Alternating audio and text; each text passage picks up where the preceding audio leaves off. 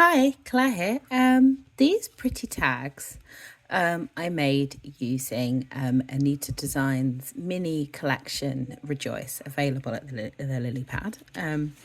These are really cute. I love making tags. So I used my own dies for the papers, and then everything else is fussy cut out. Well, I use an actual digital cutter, but you don't have to do that.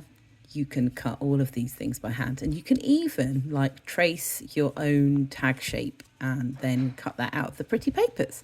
So I've made 3 of these. There's a 4th one, and I'm going to show you how to make it, or put it together actually. So here is number 1, number 2, and secured with this little brad, and then number 3.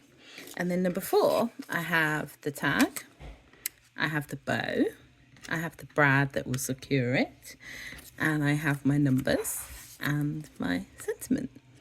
Oops. Yeah, my sentiment, which I thought was upside down, but it's not. Anyway, so I'm going to show you how to assemble a tag. So we have that here. I like to use, I've already applied foam tape to the back of these, and I like to use fine tip tweezers to take my foam tape off. And off camera, I've got a little bowl that catches all of these. I tend to lay the 5 down first, because then that tells me what kind of room I've got with the 2. Am I overlapping it? Am I slipping it underneath? All these decisions to be made as I'm going. Just taking off foam tape here for you. Sweet. Okay, so now ready to go. I'm going to kind of semi-overlap, a little bit like that. There we go. Pretty. And then you can still see quite a lot of the paper. That's what I wanted, because these papers are so pretty. I didn't want to lose them. So then I take a little roller tape thingy, and you could use double-sided tape, whatever you have, white glue, it works. I like to put a little strip. This is a permanent tape, so it won't come off. And then I like to just angle it a little bit.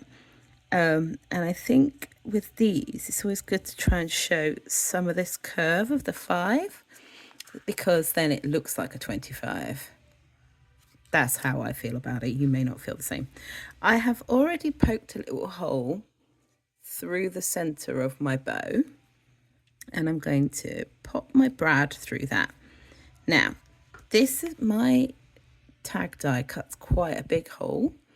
Now, I've got a little technique for that. So I'm going to slip that through, and then you turn it over, and then this is where it's not going to work for me on camera. Nope, it's working. Open out the brad, right?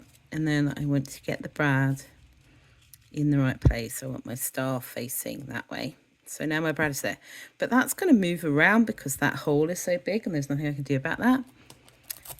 Here's a handy dandy already cut piece of sellotape, which I will, and it's clear, so I will pop that over, and it secures everything. Now, when you're fixing the tag to a gift, that's up to you how you do that. I tend to wrap a little piece of string behind the brad and then hang it off the present. Or you can do other things. I kind of like to put these sometimes on, the front of a card, and that makes a nice little all-round gift. But anyway, and then you just bend up your bow to give it a bit more of a realistic look and feel, and then voila, a finished but a tag. So, and then I'll just lay them out here for you.